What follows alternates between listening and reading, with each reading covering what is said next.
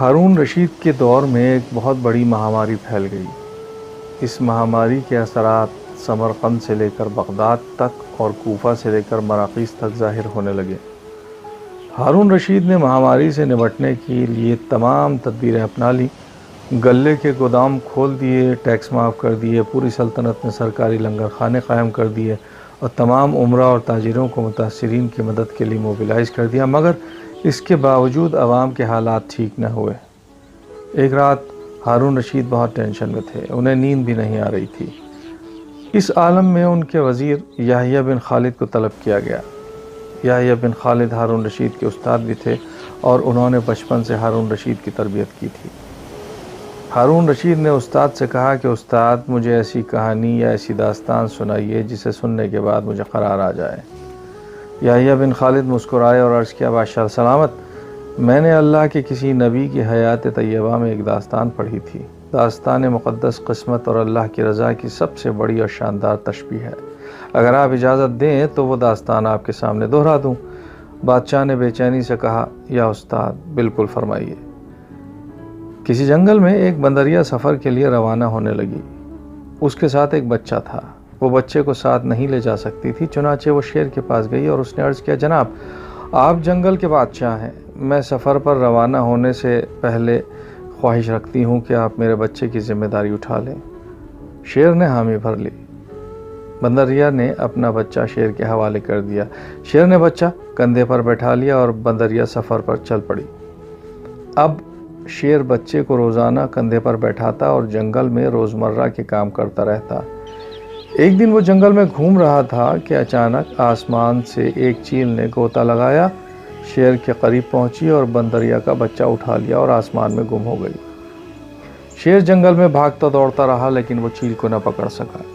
یحییٰ بن خالد رکے، سانس لی اور ہارون رشید سے عرض کیا، بادشاہ سلامت۔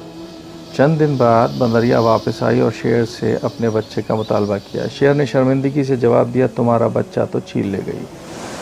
بندریا کو غصہ آ گیا۔ اس نے چلا کر کہا، تم کیسے بادشاہ ہو؟ تم ایک امانت کی حفاظت بھی نہیں کر سکتے، تو تم یہ سارے جنگل کا نظام کیسے چلاؤ گے؟ شیر نے افسوس میں اپنا سر ہلایا اور بولا، میں زمین کا بادشاہ ہوں۔ اگر زمین سے کوئی آفت تمہارے بچے کی طرف بڑھتی تو میں یقیناً روک لیتا، مگر یہ آفت آسمان سے اتری تھی اور آسمان کی آفتیں صرف اور صرف آسمان والا ہی روک سکتا ہے۔ یہ کہانی سنانے کے بعد یحییٰ بن خالد نے ہارون رشید سے عرض کیا، بادشاہ سلامت، یہ آفت بھی اگر زمین سے نکلی ہوتی تو آپ روک لیتے۔ یہ آسمان کا عذاب ہے، اسے صرف اللہ تعالیٰ ہی روک سکتے ہیں، چنانچہ آپ اسے روکنے کے لیے بادشاہ نہ بنے، فقیر بنے تو یہ آفت رک جائے گی۔ دوستو، دنیا میں آفتیں دو قسم کی ہوتی ہیں، آسمانی مصیبتیں اور زمینی آفتیں۔ آسمانی آفت سے بچنے کے لیے اللہ تعالیٰ کا راضی ہونا ضروری ہوتا ہے، جبکہ زمینی آفت سے بچاؤ کے لیے انسان کا متحد ہونا ضروری ہوتا ہے۔ یحییٰ بن خالد نے ہارون رشید سے کہا تھا، آسمانی آفت اس وقت تک ختم نہیں ہوتی جب تک انسان اپنے رب کو راضی نہ کر لے۔ آپ اس وقت کا مقابلہ بادشاہ بن کر نہیں کر سکیں گے، چنانچہ اپنے آپ کو فقیر بنائیں، اللہ کے حضور میں گر جائیں، اس سے مدد مانگیں۔ دنیا کے تمام مسائل اس کے حل کے درمیان صرف اتنا سا فاصلہ ہوتا ہے جتنا ماتھے اور جانماز میں ہوتا ہے۔ دوستوں، اپنے مسائل کے لیے ہم 7 سمندر پار تو جا سکتے ہیں، لیکن ماتھے اور جانماز کے درمیان موجود چند انچ کا فاصلہ طے نہیں کر سکتے۔ میرے دوستو، اس کہانی سے مراد یہ ہے کہ اللہ بھی ہم سے اس وقت ناراض ہے۔ پوری دنیا کے اوپر ایک چھوٹے سے وائرس کو ایسے مسلط کر دیا ہے کہ تمام دنیا روک کر رکھ دی ہے، تمام دنیا کے کاروبار رک گئے ہیں۔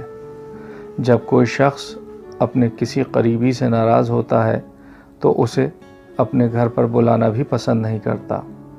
اب ہم اس سے اندازہ لگا سکتے ہیں، خانہ کعبہ پر جانے سے روک لگی ہے، مسجدوں میں جانے سے روک لگی ہے، مگر توبہ کے دروازے آج بھی کھلے ہیں۔ بس ہمیں بادشاہ سے فقیر بننا ہے، انشاءاللہ یہ مسئلہ بھی حل ہو جائے گا۔